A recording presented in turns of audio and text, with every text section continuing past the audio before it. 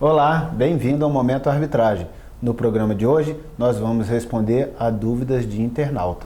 E as dúvidas giram em torno sobre a representação da parte no procedimento de arbitragem e a possibilidade do árbitro decidir determinando ou não a exclusão de um nome que esteja negativado nos cadastros de inadimplente. Fica aqui com a gente e confira as respostas.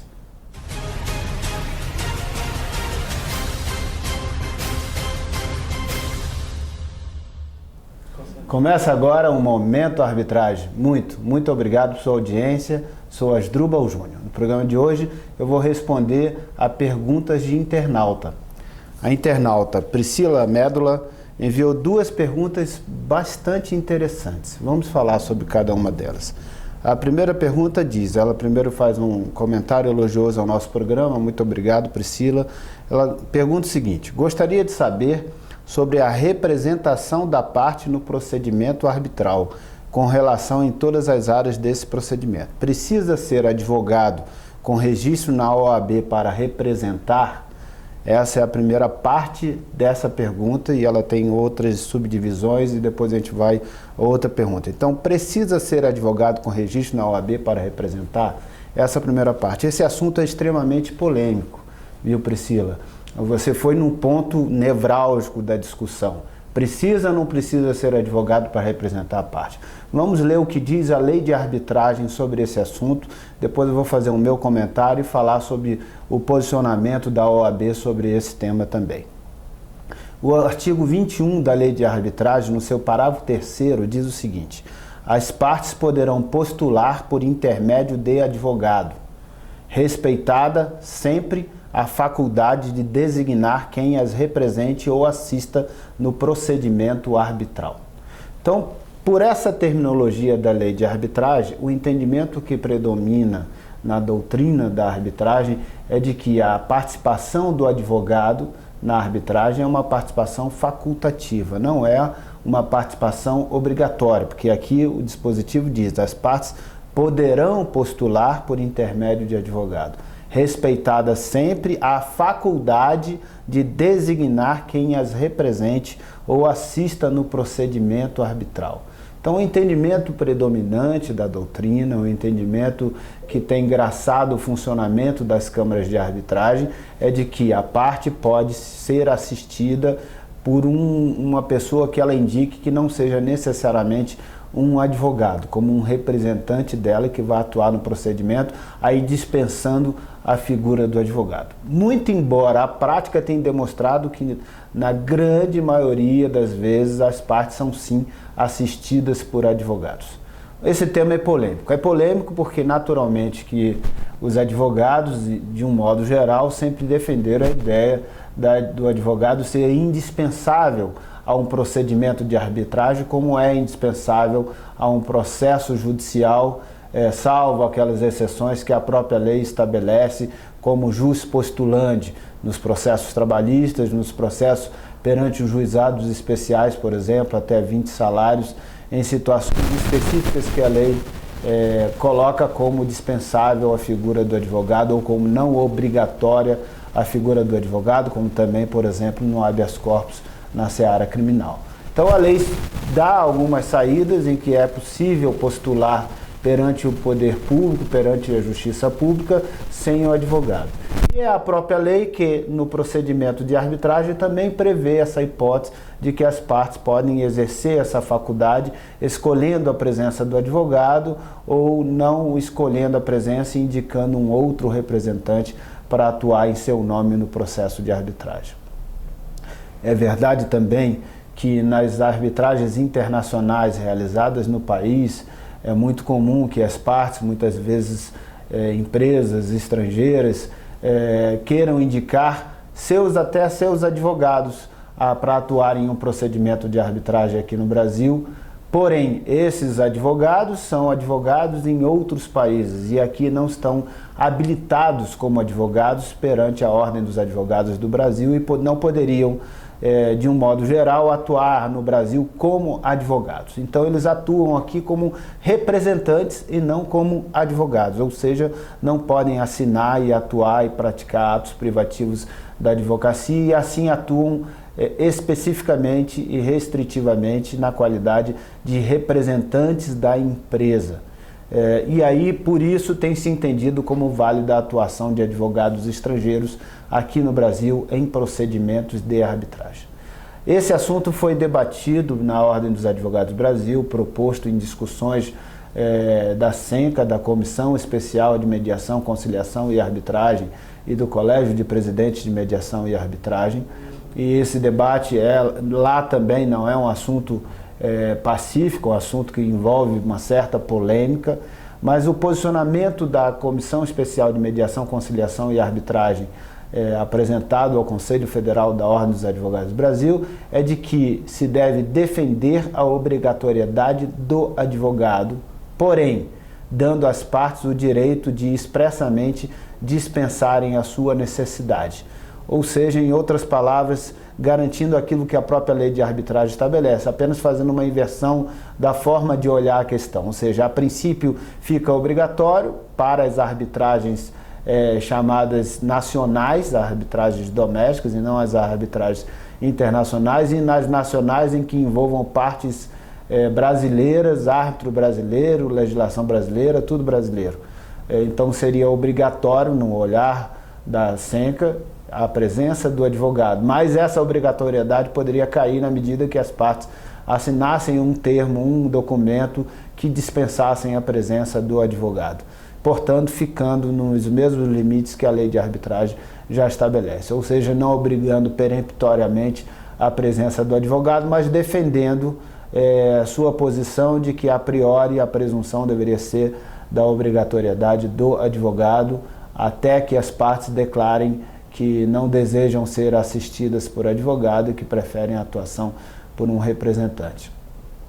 Eu, como advogado, diria para vocês o seguinte: sou a favor da opinião da SENCA, sou a favor desse posicionamento, penso que nas arbitragens nacionais de partes brasileiras, com legislação brasileira, com árbitro brasileiro, seria bastante razoável se exigir mesmo que o advogado atuasse, naturalmente, não subtraindo totalmente o direito das partes de poderem excluir essa presença obrigatória na medida em que assim declarasse e estivesse claro e inequívoco de que essa é a sua vontade.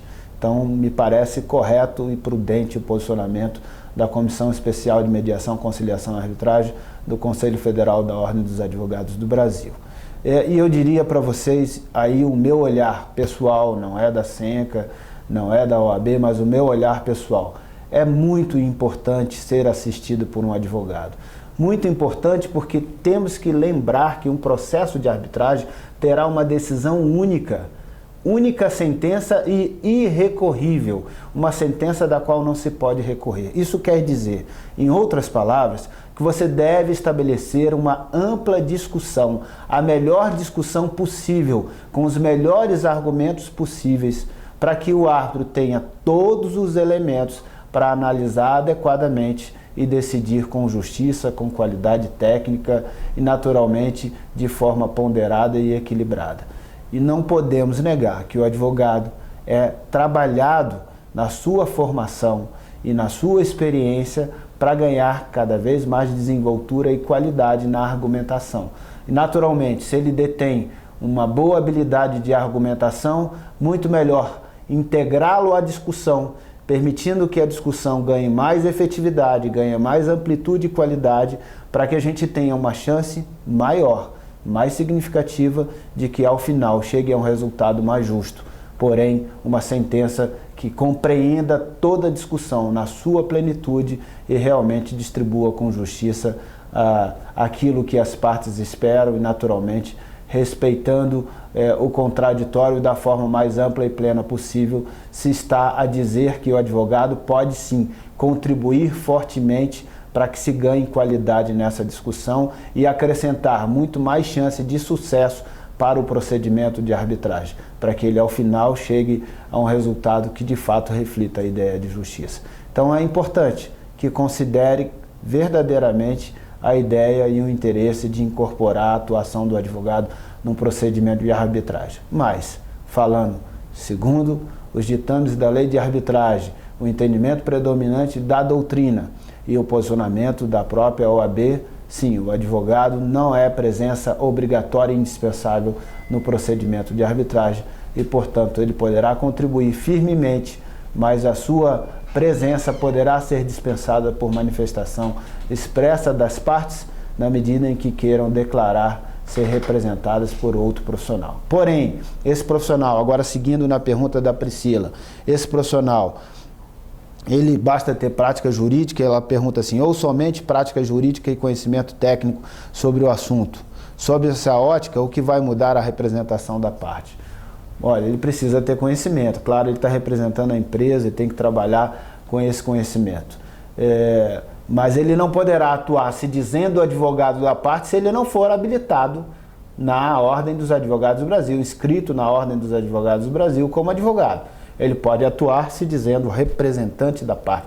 É importante que se diga isso para que ele não usurpe uma função que não possua, para que ele não exerça de forma ilegal uma profissão se ele não é inscrito regularmente na Ordem dos Advogados do Brasil. Então, se ele é um bacharel em Direito, se ele é um profissional de outra área e vai atuar representando a empresa, mas não na qualidade de advogado, porque não está inscrito na OAB para isso, ele tem que se declarar representante e não advogado.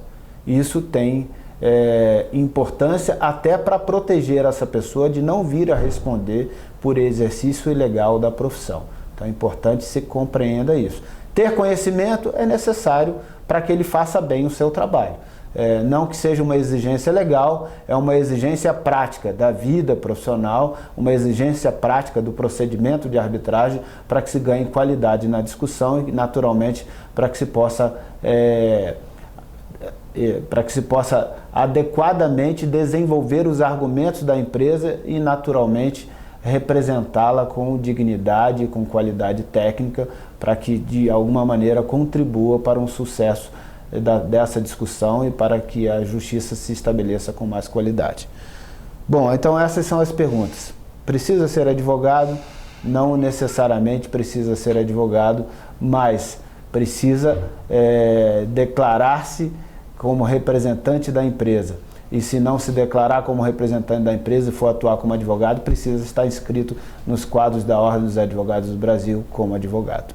Vamos agora à segunda pergunta da Priscila. E a segunda pergunta da Priscila muda completamente de assunto. É importante que quem está indo para outra direção agora, completamente diferente. Ela diz o seguinte: gostaria de saber com relação à sustação de protesto via procedimento arbitral. E se em vias de mediação e arbitragem poderia estar retirando o nome do consumidor dos bancos de dados de negativação SPC, Serasa e CCF. Cheques devolvidos, dívidas de empréstimos bancários, uma vez que dívida se trata de direito disponível. Dívidas em geral. Então essa é a pergunta da Priscila, ou seja, se é possível um procedimento de arbitragem, resumindo a pergunta, se é possível um procedimento de arbitragem determinar a sustação de um protesto, ou se é possível determinar a exclusão do nome da empresa em relação a uma negativação que se possa ter como indevida decorrência da discussão que está ali como objeto da arbitragem. A Priscila lembrou muito bem, tratar-se de direito disponível.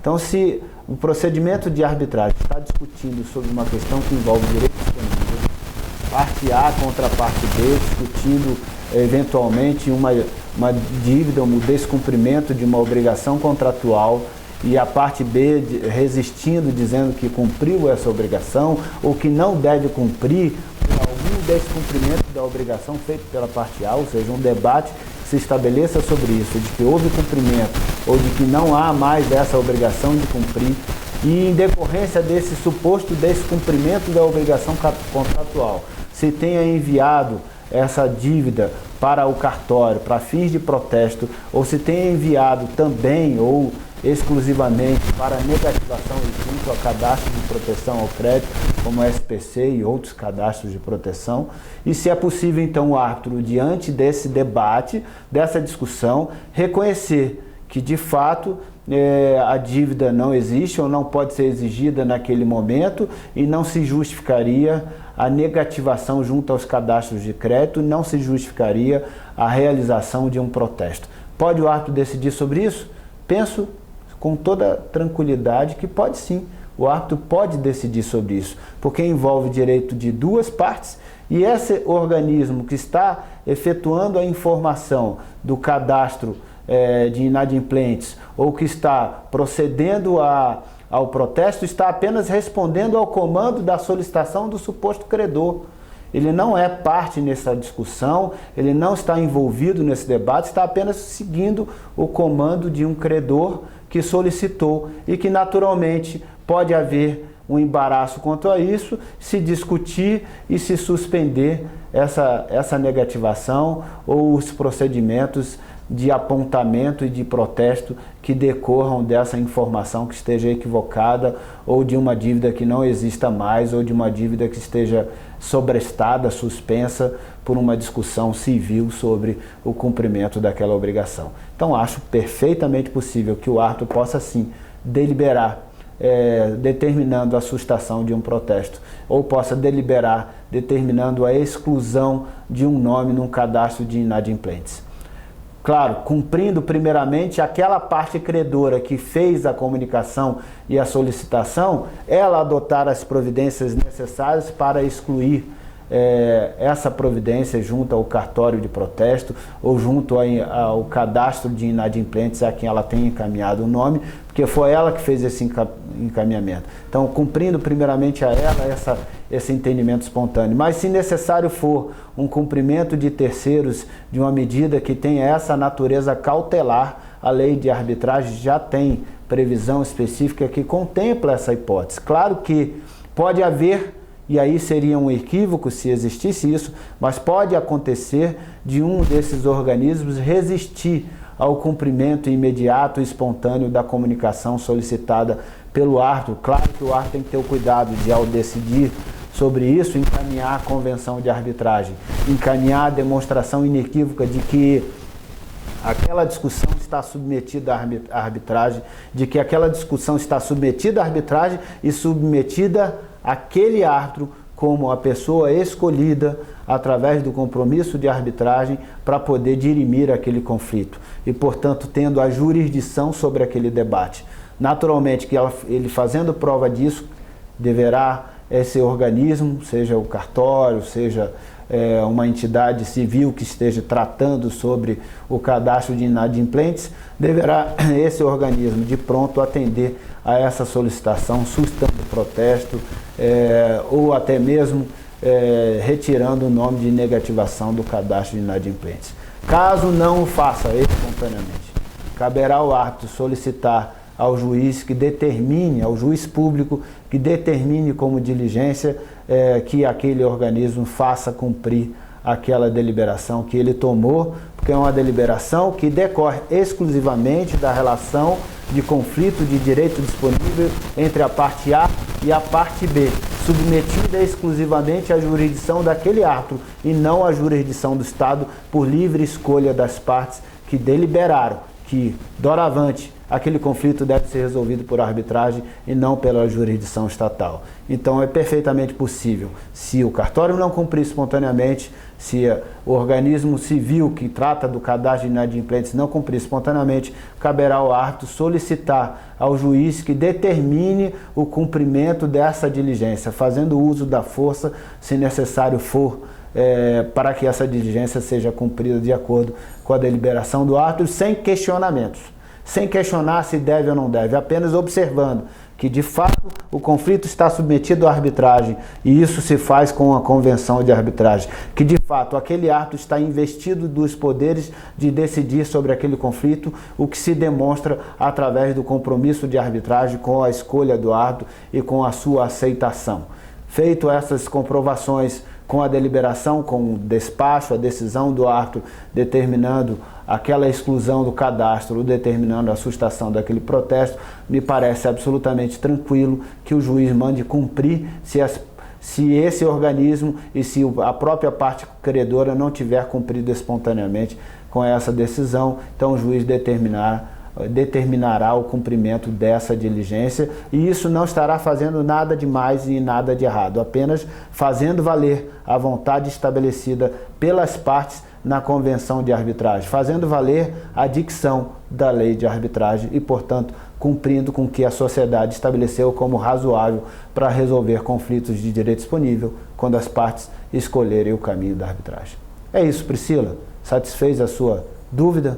E você, também tem uma pergunta? Faça como a Priscila, mande sua pergunta para mim, meu e-mail está aparecendo aí na sua tela. Terei grande prazer de interagir contigo, responder as suas dúvidas. Se você tem uma crítica construtiva, mande para mim. Gostou do nosso programa? Compartilha nas suas redes sociais. No mais, você já sabe, me encontra aqui toda segunda e quinta no Momento Arbitragem. Muito obrigado pela sua audiência, um grande abraço para você e até o próximo programa.